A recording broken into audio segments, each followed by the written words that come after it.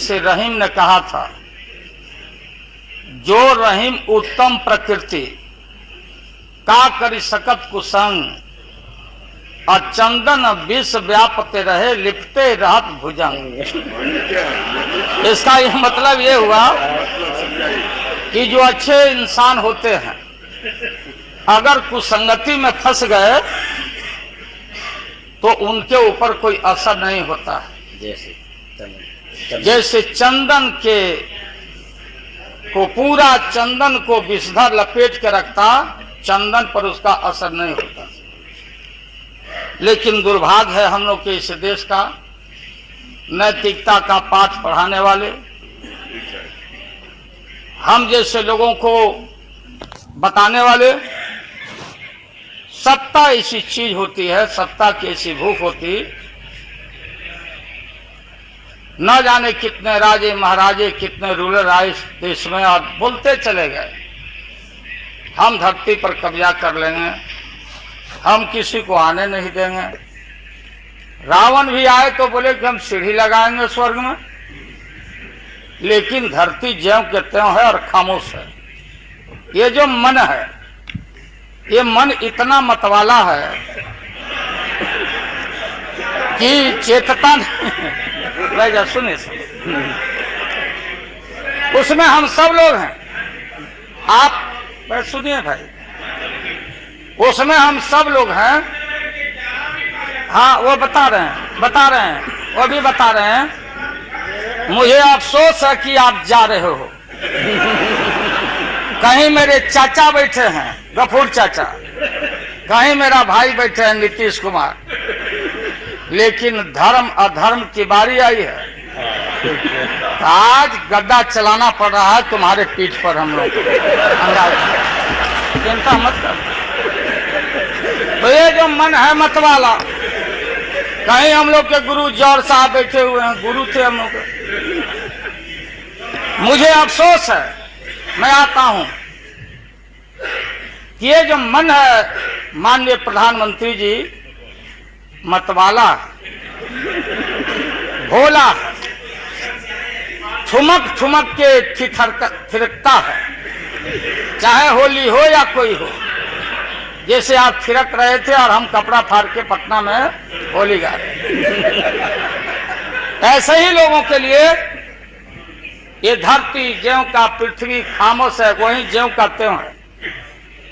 सूफी आए संत आए, आपके सूफी संत जैसे अडवाणी जी बैठ के उपदेश पढ़ा रहे थे, आपने सोचा नहीं कि आपका सत्यानाश क्या हुआ, किसने किया ये बात।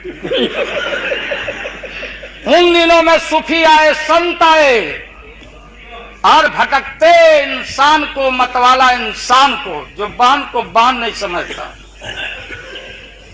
माँ को दूसरे की माँ को माँ नहीं समझता, दूसरे के बाप को बाप नहीं करता, प्रणाम नहीं करता, तो सूफी और मौलाओं ने कहा कि दौलत दुनिया माल खजाना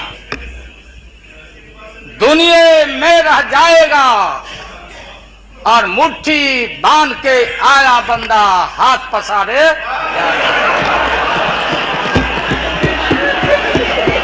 जैसे जैसे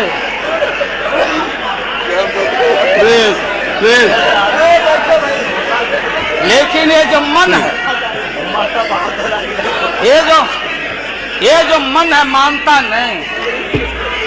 आपने कहा था यहीं, अरे बन रीता वर्मा, अभी भी आपका स्वाभिमान जगना चाहिए। अरे तुमको डिप्टी स्पीकर भी लोग नहीं बना सके, बैठ जाओ, इसलिए मैं कहना चाहता हूँ। लालू प्रसाद जी, हाथ पसारे जाएंगे ऊपर। माननीय दिन दशा आपके 13 महीने के शासन में, मुझे अफसोस है 13 महीने के शासन में हम लोग के पुराने गुरु जौहर साहब के कपड़ा में, लत्ता में, भाई रुको ना भैया, सुनो करो ना। कोई परिवर्तन नहीं हुआ। आप देखेंगे कि हम लोग टाइट कपड़ा पहन के आते हैं। जौहर साहब का पोशाक देख लीजिए, और बिहार में जाते हैं तो फिर वहां पोशाक आप देख लीजिए, फटा। यही स्थिति उनकी रह गई, अब उनका क्या दोष हो सकता है। तो आखिर इनका और उनका जो मिलन हुआ, जौहर साहब का और रूमर फ्लोटिंग सेंटर का जो मिलन हुआ, तो ये बड़े सोच समझ के हुआ।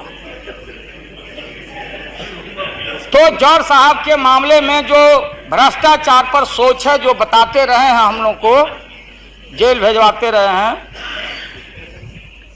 राबड़ी देवी महिला मुख्यमंत्री, जिसका मुकदमा में नाम नहीं हो, अपमान कराते रहे हैं। राबड़ी देवी मिलती है माननीय प्रधानमंत्री जी से मेरे साथ में।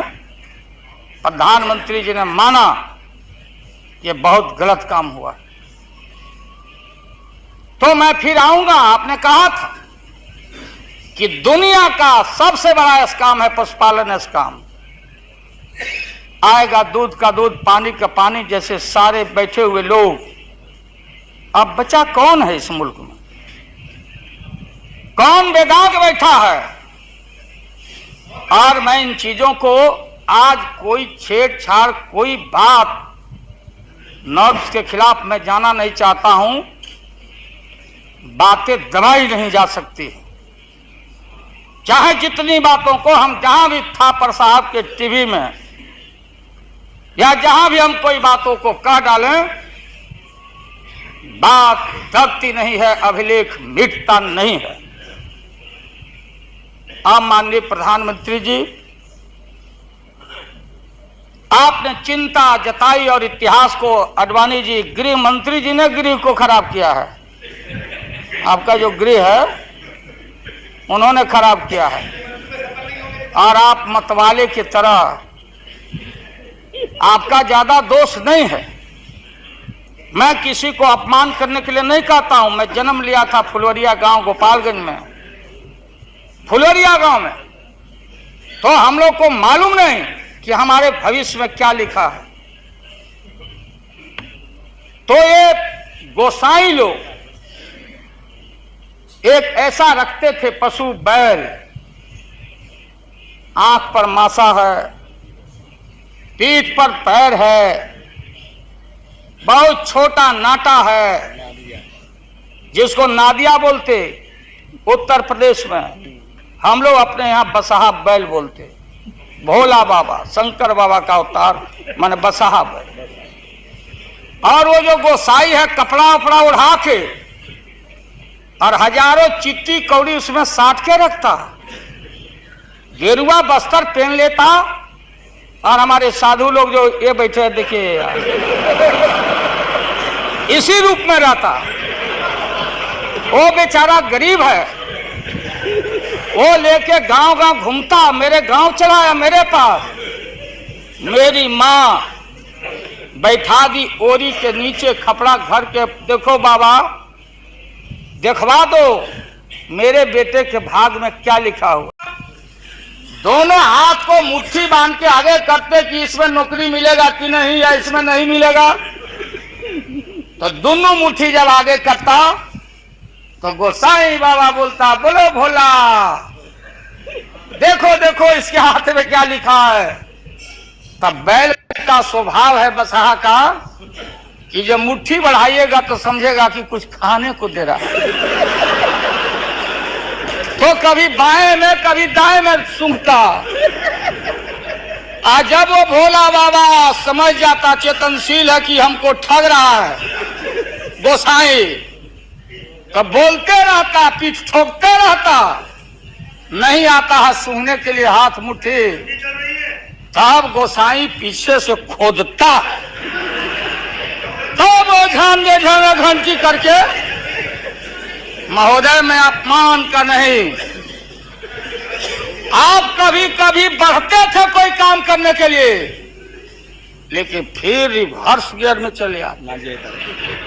जो नादिया का हाल रहा वही 13 साल में आपको नागपुर में आरएलआईओ ने हाल करके आपका रखा। ये है ना 13 महीना। आपको एक मौका था, आप कांग्रेस की बात करते, सीपीआई सीपीएम की बात करते। जौहर साहब वहां बैठे हैं। सन 77 में छपरा से मैं मेंबर पार्लियामेंट बन के आया था लोकसभा का। हम सब लोग एक साथ थे, सभी लोग आंदोलन में थे। आप लोग भी जेल, हम लोग भी जेल। कांग्रेस के खिलाफ हम लोग लड़े थे। उस समय जसवंत बाबू जेल में नहीं थे, तो फाइनेंस मिनिस्टर थे क्या आप जेल में? हाँ, हाँ, कभी जेल नहीं, आंदोलन में जेल। तो आप लोग तो, आप तो बिना हरे फिटकिरी का कोई ना कोई पद ले ही लेते हैं, चाहे इधर हो या उधर हो, दोनों पार्टी। अब उसमें आप अकेले नहीं, आप अकेले नहीं हैं। दिल्ली में ऐसे बुद्धिजीवी लोग हैं, बुद्धिजीवी, बुद्धि नहीं है लेकिन बुद्धि से जी रहे थे। तो खैर छोड़िए इन बातों को, ज्यादा आपको टॉर्चर करने की जरूरत। और महोदय मैं बताना चाहता था,